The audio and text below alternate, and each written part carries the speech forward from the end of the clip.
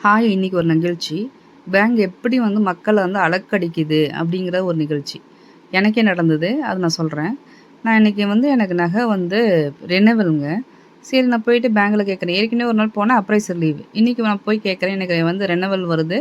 எனக்கு பண்ணி குடுங்கன்னு. இல்ல, இல்ல பேங்க் மேனேஜர் வந்து இன்னைக்கு வந்து ட்ரான்ஸ்ஃபர் ஆகுறாரு. உங்களுக்கு பண்ண முடியாது. நீங்க 3 நாள் கழிச்சு வாங்க அப்படின்னு. அப்புறம் வந்துட்டு நான் போய் பேங்க் மேனேஜர்ட்ட கேட்குறேன். இந்த மாரி எங்களுக்கு பண்ணி குடுங்க அப்படிங்கும்போது, அதெல்லாம் முடியாது. இன்னைக்கு முடியாது.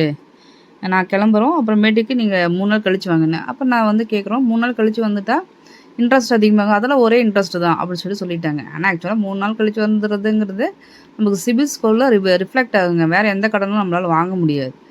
அப்புறமேட்டுக்கு என்னோட தம்பி தான் வந்திருந்தாப்புல. அவருக்கு வந்து இந்த இவங்களுடைய அதிகாரி இருக்காங்கல்ல, அவர்கிட்ட போய் பேசி, அங்க ஹெட் ஆஃபீஸ்க்கே போய் பேசி, இன்னைக்கு வந்து மறுபடியும் பேங்க்கு போயிட்டு, அதுக்கப்புறம் எங்களுக்கு பண்றாங்க.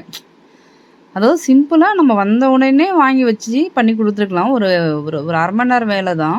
இவ்ளோ அலக்கடிக்கிறாங்க. நமக்கு ப்ரெஷர் ஆகுது. நமக்கு வந்துட்டு ஒரு மாரி டென்ஷனா அந்த நாள கொண்டு போயிடுறாங்க. மக்களுக்கு சேவை செய்றதுக்கு தான் இந்த பேங்க்கு. அது ஏன் இப்படி பண்றாங்க? உங்களுக்கும் இந்த மாரி தானா?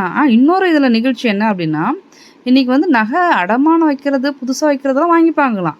ரெனவல் மட்டும் பண்ண மாட்டாங்க. அதாவது அவங்களுக்கு லாபம் தரதா இருந்தா அவங்க வச்சுக்கிறாங்க. நமக்கு ரெனவல் அப்டின்னா, அது தேவையில்லாதது அவங்களுக்கு என்ன அதுல? அவங்களுக்கு என்ன அது கஷ்டம்? நமக்கு தான் நாள் போகுது. அ